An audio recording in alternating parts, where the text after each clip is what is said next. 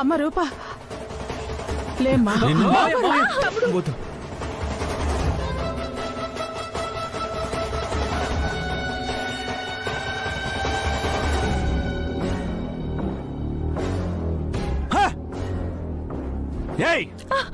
మా అక్క అంటే ఎవరనుకున్నావు?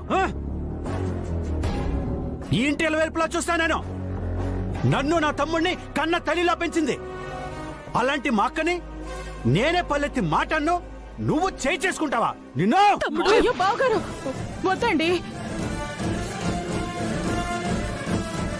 బావగారు ఎదిగిన ఆడపిల్ల మీద చేయి చేసుకుంటారా?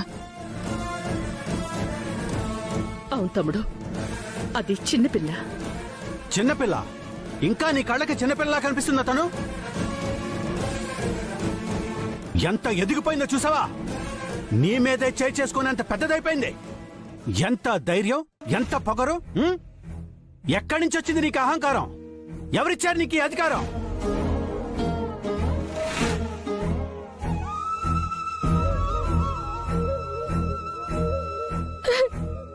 నాన్న, నేను కావాలని. అబ్బో,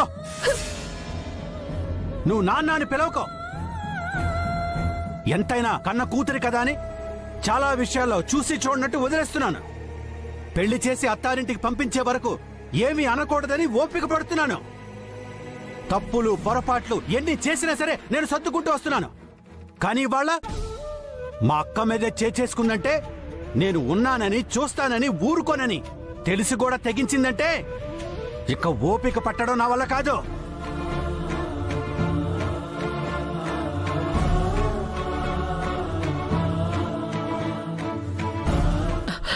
తమ్ముడు, ఏదో తెలియక చేసిందిలే. తెలిస్తే ఎందుకిలా ప్రవర్తిస్తుంది? నేనేమీ బాధపడట్లేదు. నా మేనకోడలే కదా.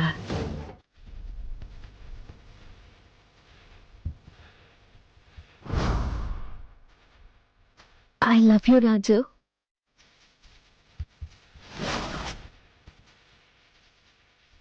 రాజు, రాజు అంటే ఇంతసేపు నేను చెప్పింది ఏది నువ్వు వినలేదా?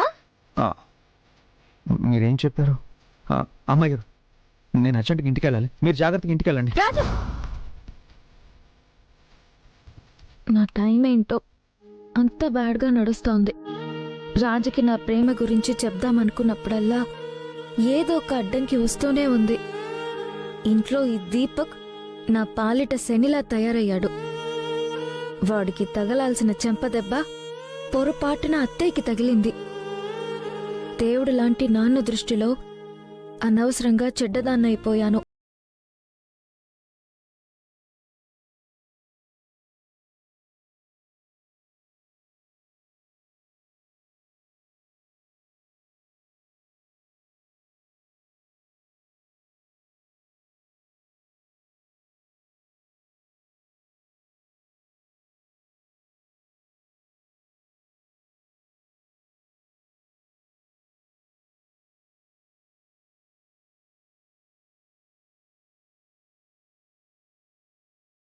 జ్ఞానం నాకు లేదేటి? కొండ మార్పిడి పెళ్లి చేసేసుకుంటే గుండెల మీద కొంపట దించుకోవచ్చని నువ్వు ఆ బాలమణి ఆలోచిస్తున్నారు. పెళ్ళైతే రేపు బిడ్డల బతుకు ఎలాగుంటుందో ఆలోచన చేసిన వేటి? ఆళ్ళ బతుకులు గేటైతది. ఆళ్ళ కాపురం సక్కంగా చేసుకుంటారు. ఎలాగ చేసుకుంటారు? మల్లేషు మన పిల్లని ఇష్టపడ్డాడు కాబట్టి వాళ్ళ కాపురం సక్కంగానే ఉంటది. మరి మన రాజుకి ఆ రేణికంటే ఆడి మనసులో ఏటున్నదో మనకే తెలియదు కదా. ఇష్టం లేని పెళ్లి చేసి ఆడి మనసు కష్టపెడతావు ముచ్చలు.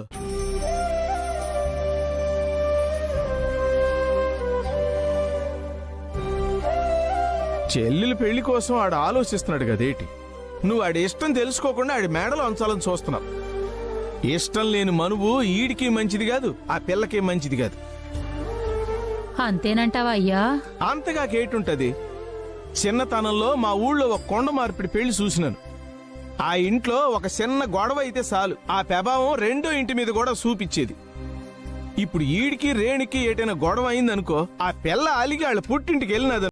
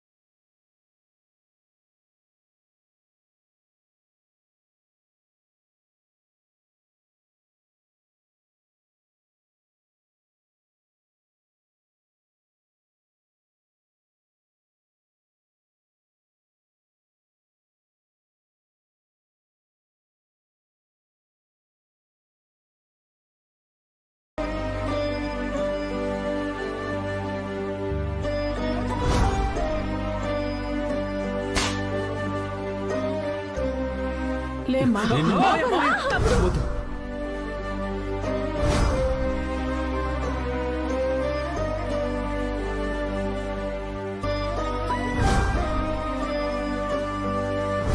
ఊరికే క్షమాపణ చెప్తే సరిపోదు. ఈ రోజు తనకి భోజనం పెట్టొద్దు. అక్క నీ ఫోన్ ఎక్కడా?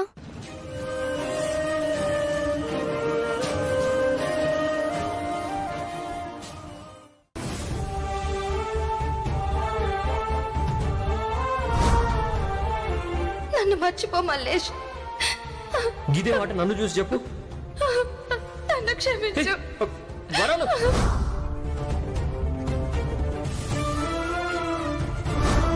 నా కొడుక్కి మీ వరాల్ని చేసుకోనీకి నాకేం అభ్యంతరం లేదు గాని మా రేణుక సంగతి ఏంది మరి? దాన్ని రాజుకిచ్చి పెళ్లి చేస్తారా లేదా? ఇగో ఇప్పుడు చెప్తున్నా, 2 పెళ్లిళ్ళు ఒకేసారి జరిగితేనే నేను ఒప్పుకుంటా. లేదంటే మా 10 లక్షలు మాకు వడేసి ఇల్లు ఖాళీ చేసి పోండ్రి.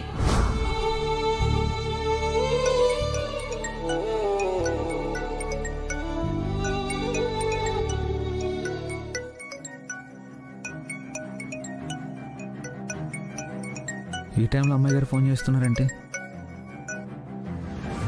చెప్పండి అమ్మాయి గారు. అమ్మాయి గారు కాదు, నేను పింకీని మాట్లాడుతున్నాను రాజు. నువ్వా పింకీ? చెప్పు. నువ్వు అర్జెంటుగా బయలుదేరి ఇంటికి రా రాజు. నీతో చాలా ఇంపార్టెంట్ విషయం మాట్లాడాలి. ఏమైంది పింకీ? అవన్నీ వచ్చాక మాట్లాడుకుందాం. కంగారు పెట్టకుండా విషయం ఏంటో చెప్పు పింకీ.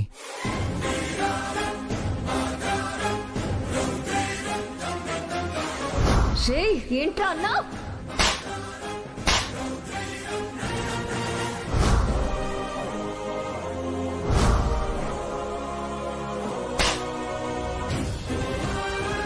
లేమ్మా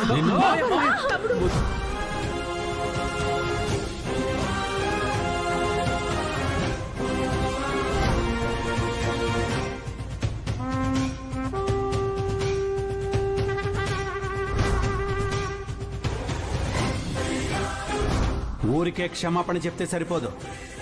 ఈ రోజు తనకి భోజనం పెట్టొద్దు. అంత సీరియస్ అయితే నేను వెంటనే బయలుదేరుతాను పింకీ.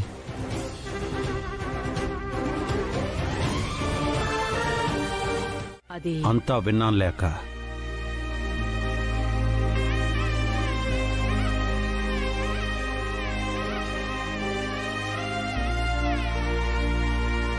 అక్క, నువ్వు కూడా కూర్చో.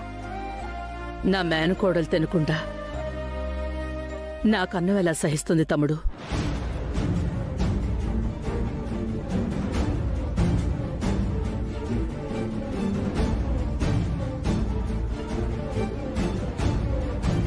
దీపక్,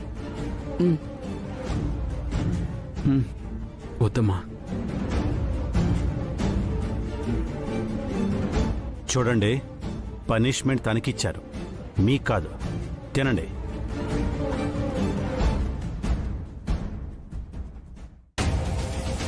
నాన్న వద్దన్న పనిని జీవితంలో చెయ్యను. ఆకలి కన్నా మా నాన్న మాటే నాకు ముఖ్యం.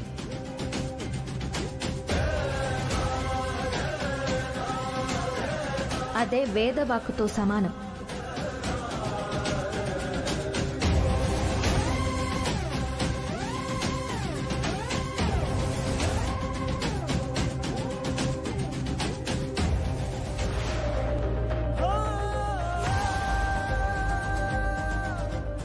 తమ్ముడు, ఏమైంది? ఏమో తెలీదక్క.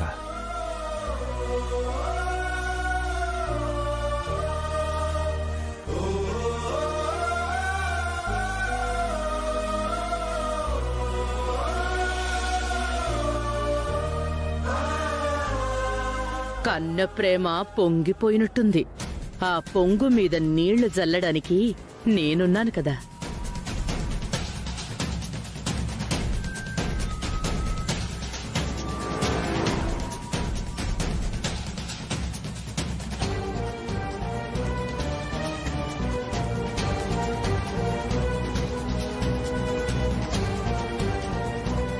ప్లేట్ ఇటివరా, నువ్వు వడ్డించు సుమా.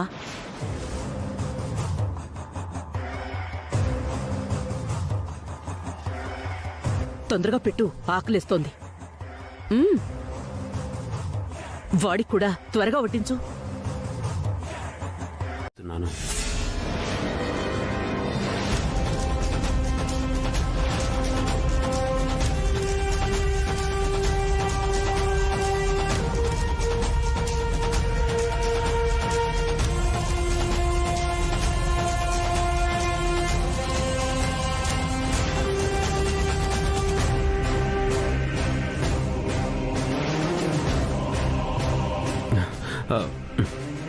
ఎవరు దీపక్ లోపల?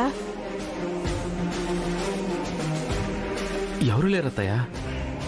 ఎవరితోనో మాట్లాడుతున్నట్టున్నా, బయటకు మాటలు కూడా వినిపించాయి. ఏదో ఆడగొంతులాగా ఉందే.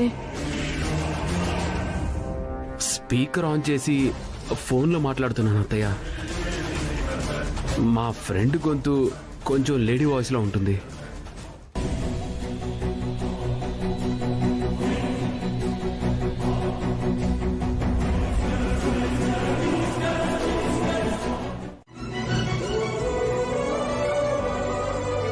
SIT SIT SIT. అమ్మాయి గారు, పెద్దయ్య గారు తాగారు, మీరు తాగండి. నాన్న పాలు తాగారా? నేను నమ్మను. పెద్దయ్య గారు, మీరు పాలు తాగారా లేదా? తాగాను కదరా, తన్నే తాగమని చెప్పు. అలాగే పెద్దయ్య. నిజంగా తాగారా? నువ్వు సామాన్యుడివి కాదు రాజు. నాన్న చేత మొత్తానికి పాలు తాగించావు. తాగండి అమ్మాయి గారు.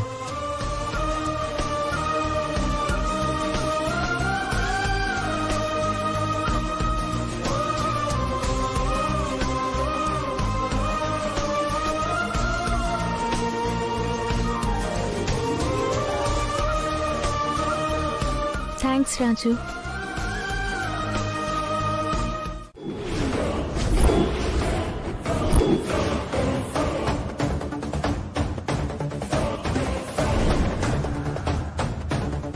ఏంటక్క నువ్వు మాట్లాడేది?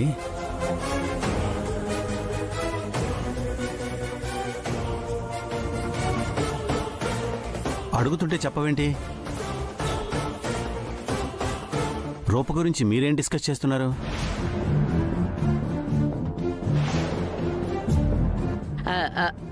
తమ్ముడు, అది అది అదే, తనని నువ్వు కొట్టావు కదా.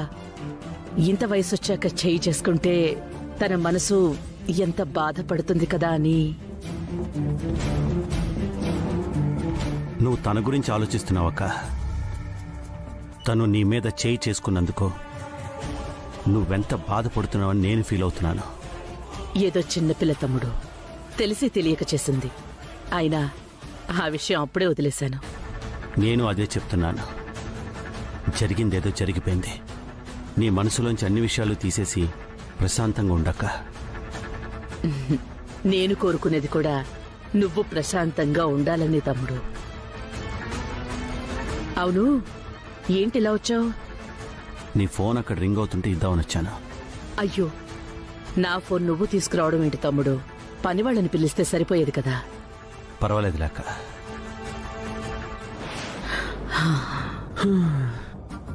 మామయ్య అంత సడన్ గా వస్తే నా గుండె ఆగిపోయినంత పనైంది మమ్మీ.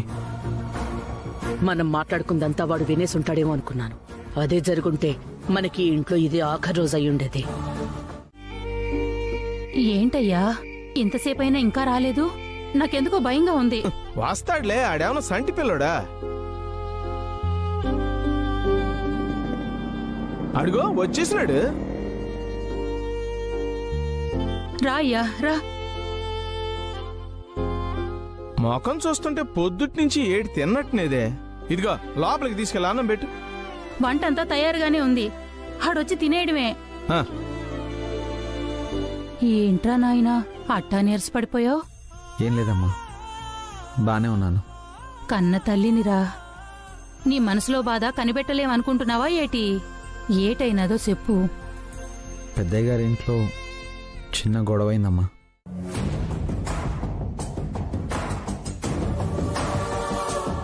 ఏటైనదిరా?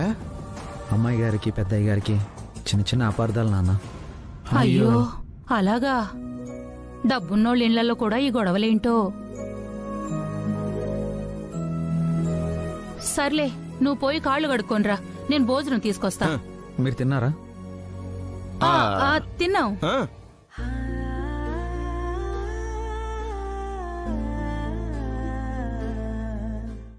అన్నం తిన్నీకి నీకు మనసు బాలేదు గాని ఫోన్లు మాత్రం గంటలు గంటలు మాట్లాడతావులే. సరే, గాముచ్చట నాకెందుకు?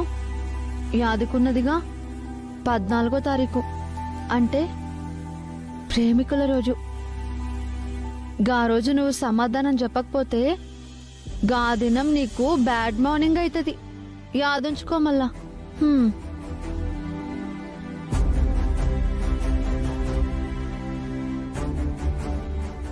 ఇక మనం ఇలా కలుసుకోవడం బాగుండదు. నన్ను మర్చిపో మల్లేష్. ఇదే మాట నన్ను చూసి చెప్పు. నన్ను క్షమించు. వరాలు. నా కొడుక్కి మీ వరాల్ని చేసుకోనీకి నాకేం అభ్యంతరం లేదు గాని మా రేణుక సంగతి ఏంది మరి? దాన్ని రాజుకిచ్చి పెళ్లి చేస్తారా లేదా? ఇగో ఇప్పుడు చెప్తున్నా, 2 పెళ్లిళ్ళు ఒకేసారి జరిగితేనే నేను ఒప్పుకుంటా. లేదంటే మా 10 లక్షలు మాకు వడేసి ఇల్లు ఖాళీ చేసి పోండ్రి.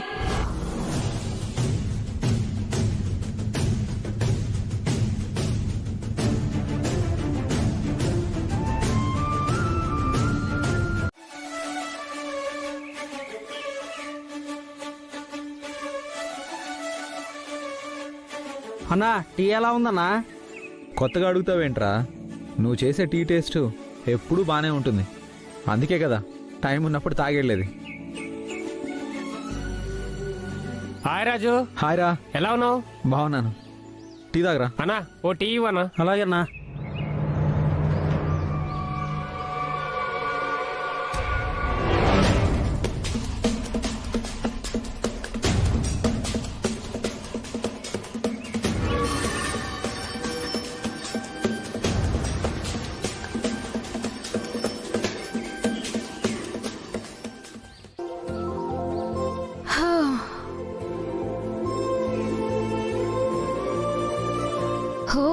రాజు ఇక్కడే ఉన్నాడు. దేవుడి దయ వల్ల రాజుకి ఏం కాలేదు. ఆ దీపక్ గ్యాంగ్ రౌడీలు దారిలో ఎక్కడో కాపు కాసే ఉంటారు. ఈ విషయాన్ని వెంటనే రాజుకి చెప్పాలి. రాజు!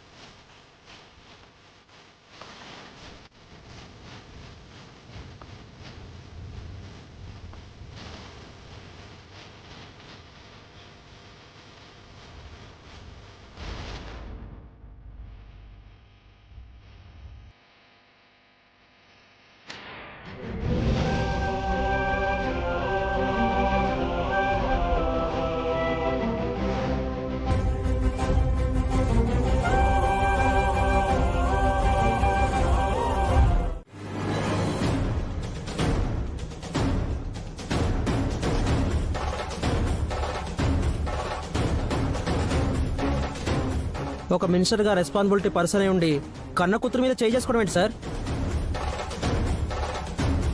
ఇంట్లో నుంచి వెళ్లిపోయేంత టార్చర్ పెట్టారా?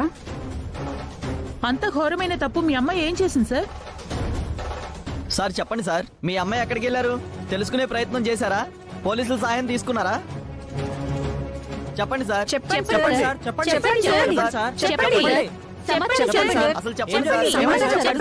చెప్పండి సార్.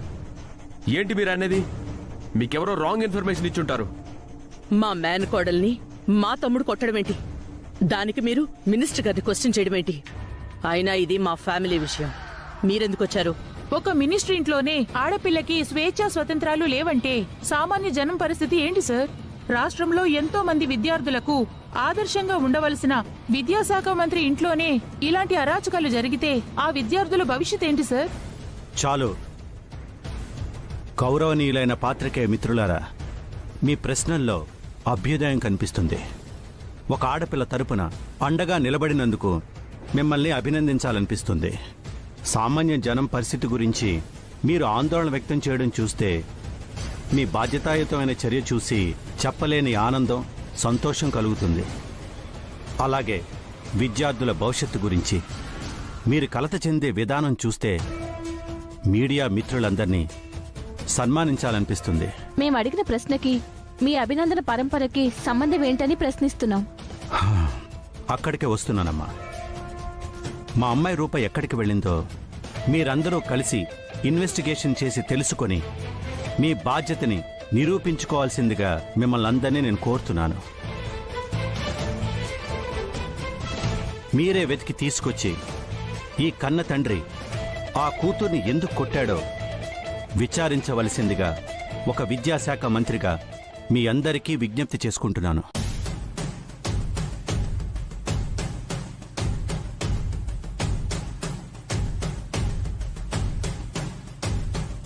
మీ ప్రసార మాధ్యమాల ద్వారా మీ ప్రచార పర్వం మొదలు పెట్టకుండా దయచేసి ఒక కన్న తండ్రి ఆవేదన గురించి, కన్న కూతుర్ని వెతకడం కోసం మీరందరూ కృషి చేయాల్సిందిగా ప్రార్థిస్తున్నాను. మీ విచారణలో నేను దోషిగా తేలితే అప్పుడు ఈ ప్రశ్నలన్నీ వేయవలసిందిగా మర్యాదపూర్వకంగా హెచ్చరిస్తున్నాను. మీరు వెటకారంగా మాట్లాడుతున్నట్టుంది.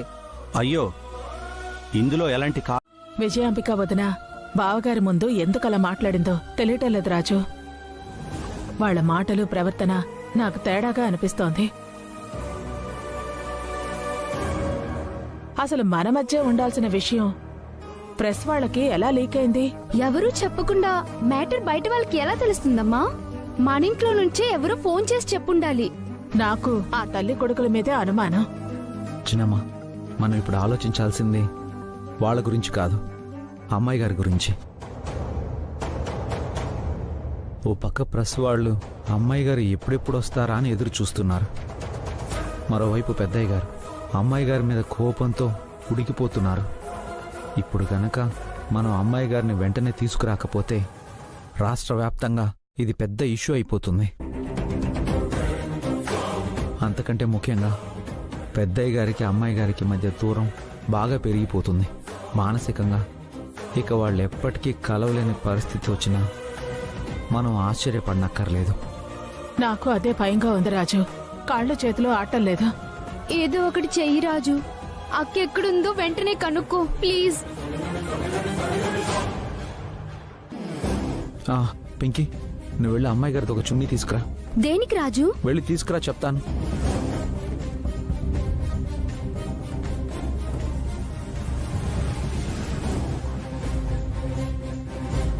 ఇదిగో రాజు.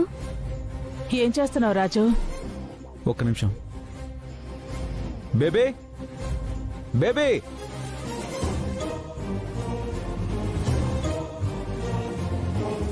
Baby, come come. బేబీ, అమ్మాయి గారు ఎక్కడున్నారో నువ్వే కనిపెట్టాలి. కమా.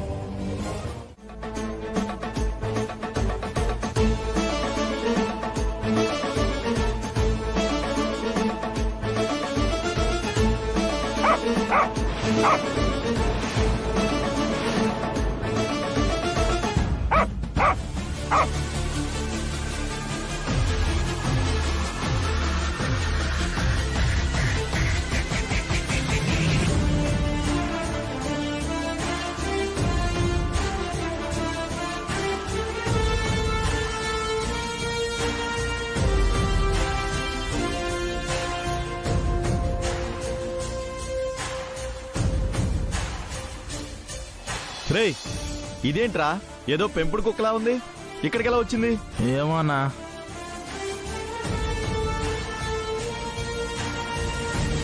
రే, నువ్వా?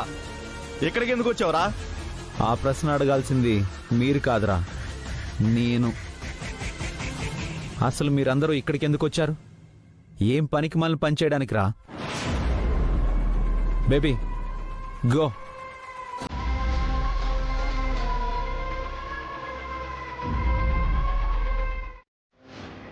నీ మీద అటాక్ చేయమని రౌడీలకు ఇన్స్ట్రక్షన్స్ ఇస్తున్నాడు.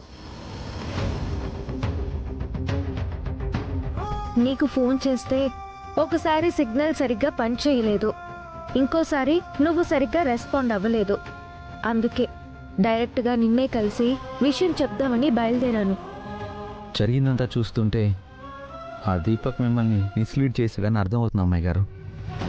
నా మీద దాడి జరగబోతుందని మిమ్మల్ని భయపెట్టి మీరు బయటకు వచ్చేలా చేశాడు. తన మనుషులతో మిమ్మల్ని కిడ్నాప్ చేయించాడు. అసలు దీపక్ ఎందుకు ఇలా చేస్తున్నాడో, తన గురించి తను ఏమనుకుంటున్నాడో నాకేం అర్థం కావట్లేదు రాజు. ఇది ఆ దీపక్ ఒక్కడి ఆలోచన అనుకోకండి అమ్మాయి గారు. తల్లి కొడుకులు ఇద్దరూ కలిసే ఏదో కుట్ర ప్లాన్ చేస్తున్నారు. నా అనుమానం కూడా అదే రాజు. రూపని కిడ్నాప్ చేయడానికి కూడా తెగించారు అంటే వాళ్ళు మనుషులు కాదు, రాక్షసులు. ఈ విషయాన్ని వెంటనే మీ పెద్దయ్య గారితో చెప్పు రాజు. లేచినమ్మగారు, ఈ విషయాన్ని ఇప్పటికిప్పుడు మనం పెద్దయ్య గారికి చెప్పలేం. ఎందుకంటే పెద్దయ్య గారికి విజయమ్మ గారంటే ప్రాణం. తను అమితంగా ప్రేమించే అక్క గురించి ఆ దేవుడే దిగొచ్చి తప్పుగా చెప్పినా పెద్దయ్య గారు నమ్మరు. అదిగాక హెల్త్ అప్సెట్ అయినట్టు పడిపోయింది కదా ఆ విజయమ్మ గారు. పెద్దయ్య గారు కూడా టెన్షన్లో ఉన్నారు. ఇప్పుడు మనం జరిగింది చెప్తే పెద్దయ్య గారు తట్టుకోలేరు. లేనిపోని సమస్యలు వస్తాయి. అంటే ఇప్పుడు జరిగిన ఇష్యూని పూర్తిగా వదిలేయమంటావా రాజు? వాళ్ళని ఎలా వదిలిపెడతాం అమ్మాయి గారు? జరిగిన దారుణాన్ని సమయం చూసుకుని పెద్దయ్య గారికి చెప్దాం అనుకుంటున్నాను. అప్పటి వరకు మీరు టెన్షన్ పడకుండా సైలెంట్గా ఉండండి. టెన్షన్ పడకుండా ఎలా ఉండమంటావు రాజు? రూపా విషయంలో ఆ తల్లి కొడుకులిద్దరూ మరీ దుర్మార్గంగా ప్రవర్తిస్తున్నారు. తనకు ఏ క్షణంలో ఏ ఆపద తలపెడతారోనని నాకు చాలా భయంగా ఉంది రాజు. భయపడకండి చిన్నమ్మగారు. అమ్మాయి గారిని కాపాడుకోవడానికి నేనున్నాను. ఇంట్లో మీరున్నారు, పైన భగవంతుడున్నాడు. ఎవరెన్ని కుట్రలు చేసినా అమ్మాయి గారిని ఎవ్వరూ ఏమీ చేయలేరు.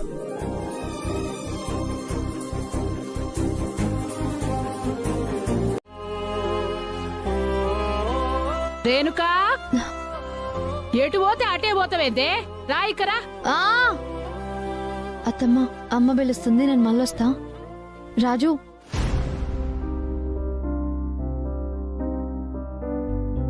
యాదుందిగా, రేపట్లోగా నువ్వు తీసుకున్న 2 రోజుల గడువు అయిపోతుంది.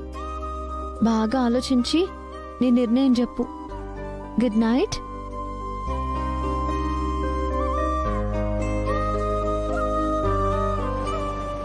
అన్నయ్య,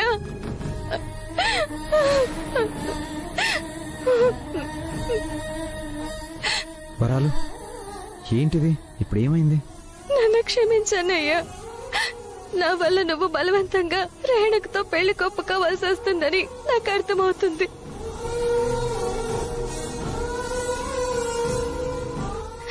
రేణుకతో మాట్లాడడానికి కూడా నువ్వెంత ఇబ్బంది పడుతున్నావో నాకు తెలుస్తుంది.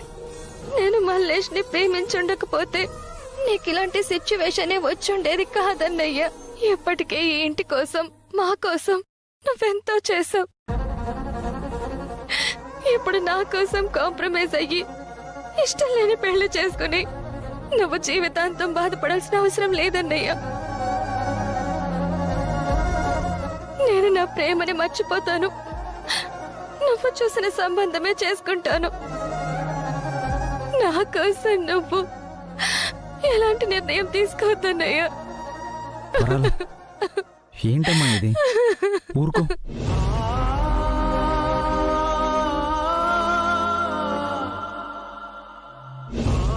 నేను చెప్పానురా నాయనా, రేణుక నీ మీద ప్రాణాలు పెట్టుకుని బతుకుతుంది.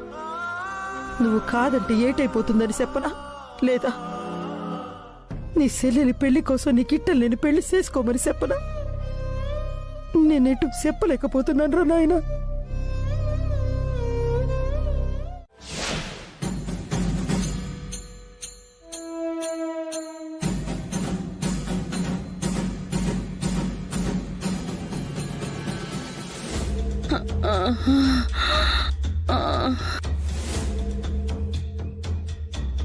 అక్క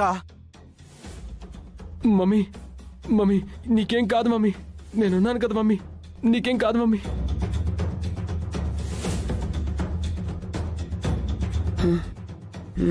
గుర్తుంది కదా. కండిషన్ క్రిటికల్ గానే ఉంది. డాక్టర్ వెంటనే ట్రీట్మెంట్ స్టార్ట్ చేయండి. వద్దు. వద్దా? అదేంటక్క? నాకు ట్రీట్మెంట్ వద్దు. చేసిన ప్రయోజనం లేదు. ఇన్నేళ్ల తర్వాత నా తమ్ముడు మొదటిసారి నా మాటని ఎదిరించాడు. ఈ అక్క మాటని కాదన్నాడు. అది నేను ఊహించలేదు తమ్ముడు. అందుకే భరించలేక ప్రాణాల మీదకి తెచ్చుకున్నాను. ఇది కూడా ఒకందుకు మంచిదే. నా మర్యాదలకు భంగం కలిగిన ఆ ఇంట్లోకి నేను శవంగా కూడా రాలేను.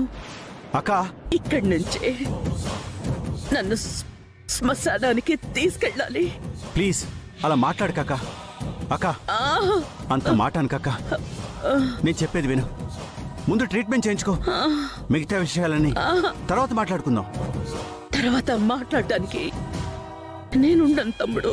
అక్క అయినా నువ్వు చెప్పాల్సింది చెప్పావు.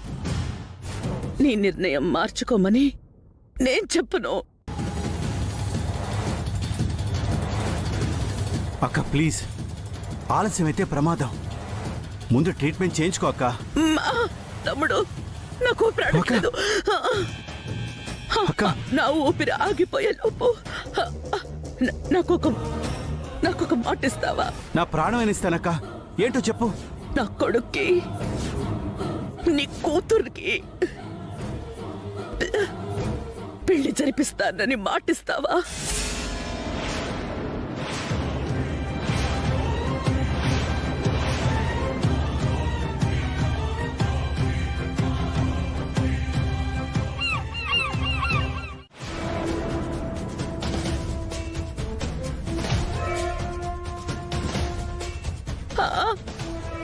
రూపాన్ని దీపక్కిచ్చి పెళ్లి చేయడానికి నేను ఒప్పుకుంటున్నాను.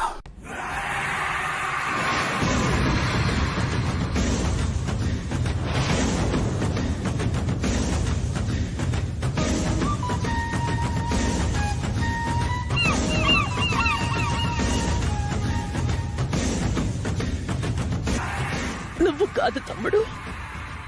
ఈ మాట నీ కూతురికి చెప్తేనే నేను నమ్ముతాను. అప్పుడే సంతోషంగా ట్రీట్మెంట్ చేయించుకుంటాను. ఈవిడ చచ్చు కాలి బూడిదైనా సరే రూప మాత్రం ఈ పెళ్లి కొప్పుకోదు.